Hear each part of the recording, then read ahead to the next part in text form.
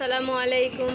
High বন্ধুরা, কেমন আছেন? আশা করি ভালো আছেন। আজকে আমি মূলত যা রান্না করলাম আপনাদের মাঝে শেয়ার করলাম। দেখুন, আজকে আমি এখানে কাঁচকলা দিয়ে তেলাপিয়া মাছ রান্না করেছি, এখানে কর্মী শাক, এখানে শাপলা ভাজি, আমাদের জাতীয় শাপলা ভাজি, আর এখানে এখানে পটল ভাজা মানে মাছ দিয়ে রান্না হয়েছে। তো বন্ধুরা, বলুন কেমন হয়েছে আমার রান্নার ভিডিও। যদি আপনাদের ভালো লাগে সবাই পাশে থাকবেন, সাবস্ক্রাইব করবেন, পাশে থেকে বেল আইকনটি বাজাবেন, যে যেইখান থেকে আসছেন ফলো দেওয়া পাশে থাকবেন। আসলে বন্ধুরা, আমরা ছোট ইউজার পাশে থাকবো।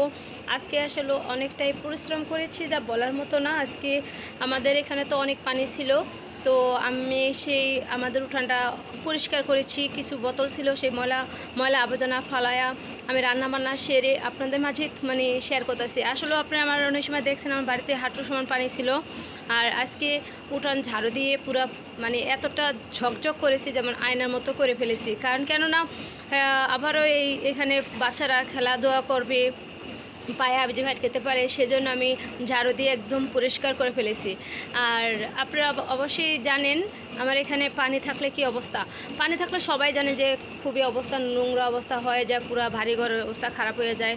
তো আজকে আপনারা দেখুন, এই যে দেখুন, আগে কত মানে ময়লা ছিল, পানি আবর্জনা ছিল, আমি এখনও ধুয়ে পরিষ্কার করে পুরা ময়লা আবর্জনা একদম ফর্সা ঝকঝক করে ফেলেছি। দেখুন এইখানে মানে একদম ময়লা আবর্জনা ছিল, এই যে দেখুন এগুলো সব বোতল, এগুলা যা আবর্জনা ছিল আমি পুরো এখন মানে লোদ কাদা ছিল এখানে।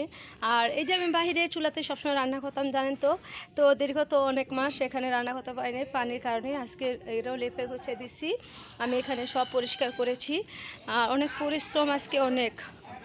এই যে দেখুন এই সব কাদা ছিল, পানি ছিল, এই যে এই পর্যন্ত দেখুন কত কাদা ছিল। আপনারা তো দেখলেনই, আমি আপনাদের সাথে শেয়ার করলাম। আসলে আজকে অনেকটাই পরিশ্রম, আর এসব রান্না বান্না সব একা হাতেই করলাম, আপনাদের সাথেই শেয়ার করলাম। সবাই ভালো থাকবেন, সুস্থ থাকবেন, আল্লাহ হাফিজ।